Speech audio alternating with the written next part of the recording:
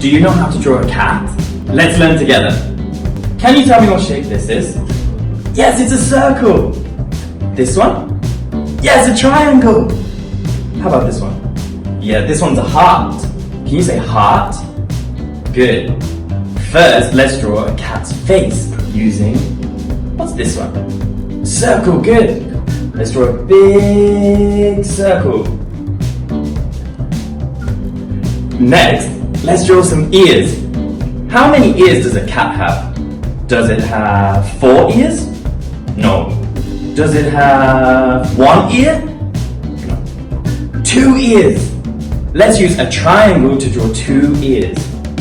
Is this the triangle? No. This is the heart. Is this the triangle? Yes, good. This is the triangle. So, draw 2 triangles. Good.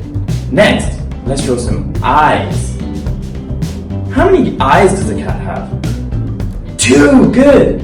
Let's use the circle to draw 2 eyes. 1, 2. Then use 2 smaller circles. 1, 2. Next, what's this? Good, nose. We're going to use the heart to draw the cat's nose. Next, this one? Mouth. Let's draw a W to make the mouth. And last, we need whiskers. So, do.